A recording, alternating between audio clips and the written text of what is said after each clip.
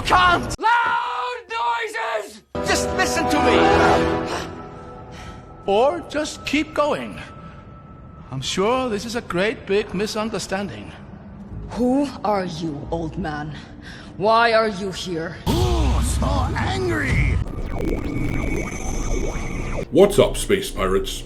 This is your Admiral, the tantalizingly taboo Dr. Disaster.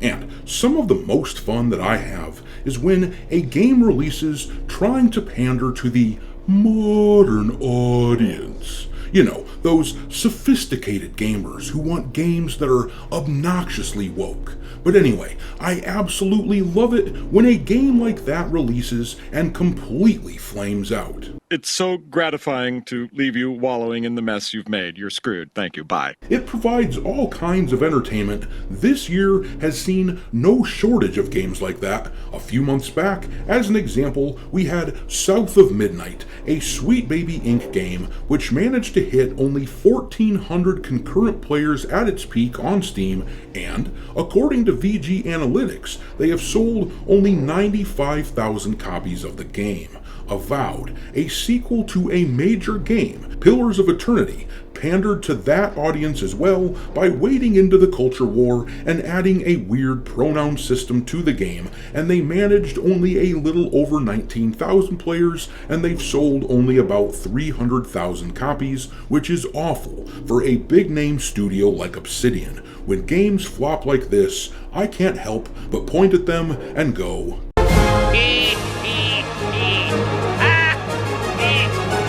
But now we have another game whose release just happened, and the game featured another in a long line of insufferable girl boss characters. The game is called Echoes of the End, developed by a studio from Iceland, and naturally, the setting of the game is very Northern European, quite similar to Iceland itself, and yet the main character is exactly what you would expect from a game that started development a decade ago, when wokeness was rising. It is a black gal that tells you all you need to know about the developers of this game. The sheep, mere sheep!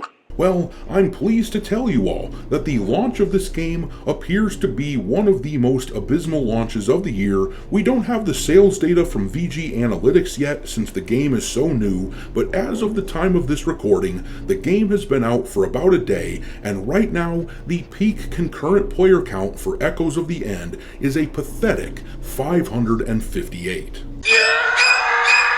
I think only God can help you now.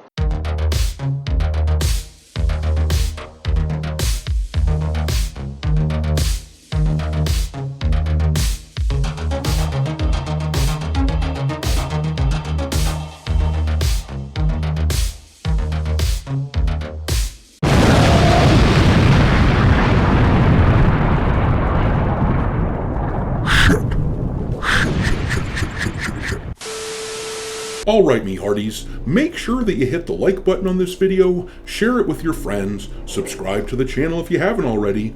Also, I've begun uploading some content onto Rumble too, so make sure you follow Dr. Disaster over there. And don't forget to follow me over on X, where my handle is Dr. Disaster 1. I keep a list on there of games lousy with wokeness pinned to the account at all times for your reference. But alrighty, let's talk about Echoes of the End and the reception that it's gotten. The thing about this game, even if it weren't for the design of the protagonist, the gameplay looks pretty bland and slow. It looks like a really generic game that doesn't deserve anyone's attention, but then you top it off with this very obvious pandering attempt to the modern audience, and it's just not gonna make anyone want to buy it. Too many people are just completely over this sort of design. We talk an awful lot about how the main characters of games are a studio's most crucial opportunity to market a game to its potential audience, and generic, angry black woman simply is not a draw for most gamers.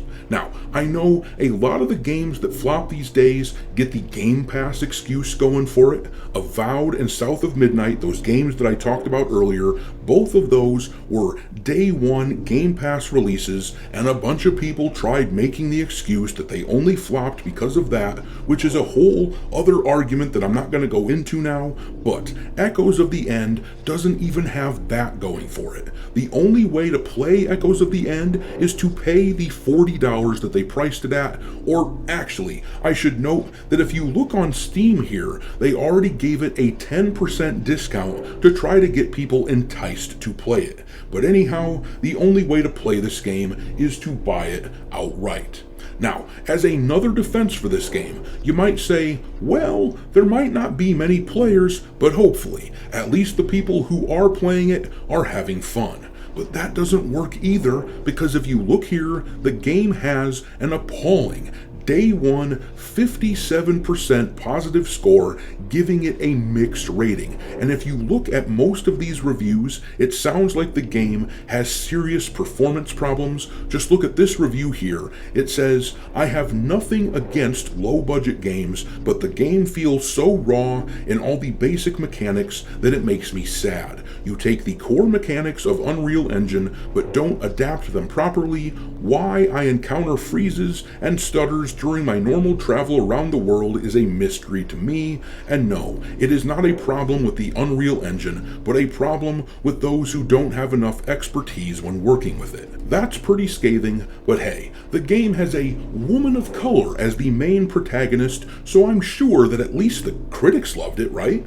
Well, once again, this is incorrect. Over on Metacritic, the game is sitting at a 72 out of 100. Not horrible, but not very good either. The highest rating is from Gaming Trend, giving it an 85 of 100, and they say Echoes of the End may be one of 2025's best surprises. While it has a bit of jank that leads to occasional frustration, it's easily offset by gorgeous visuals, a great story, fascinating lore, engaging combat, smart puzzles, and excellent traversal mechanics. I desperately hope Mirrorcore Games continues to build and grow what has the potential to be an incredible franchise. But over on the opposite end of the spectrum, we have IGN Spain, who gave it a 50 of 100. They wrote, Echoes of the End is a third-person action-adventure game with interesting puzzles and challenging combat. Although its mechanics have potential, the title fails to make good use of them, and it also suffers from technical issues and poor overall design. This review from DualShockers, who gave it a 65. This review is my favorite. It sums up what I see from gameplay footage the best, in my opinion. It says, Echoes of the End is the epitome of a serviceable but ultimately underwhelming PS Plus or Game Pass fodder game. The game is visually striking to be sure, but performance issues detract from the overall graphical splendor. Then, as for the gameplay, despite the puzzle design being a constant highlight, the shoddy combat and platforming lead to quite jarring peaks and valleys in the action. The onus is then left on the narrative to make this endeavor worthwhile, and while there is impressive character depth, the core narrative is a paint-by-numbers fantasy tale that does little to set itself apart from the pack. If you like action-adventure and need a quick fix, this can scratch that itch, but a game to rival the AAA Goliaths, this is not. And yeah, that really seems to hit the nail on the head. A pretty underwhelming game, which took about a decade to develop, by the way, and it looks really to me like they were hoping to cash in on what the trend was at the time when they were first making this game, putting a female person of color into the main character slot and hoping that was enough to get the critics to give them good reviews. Looks like that didn't work though, and the modern audience never showed up. But I'm going to leave it there. Drop your mockery of Echoes of the End into the comment section below, and we will talk there. Thanks for watching, me hearties. If you haven't already, your Admiral is inviting you to subscribe to the channel and become a part of the crew. Life as a space pirate may not be glamorous, but there's always plenty of booty.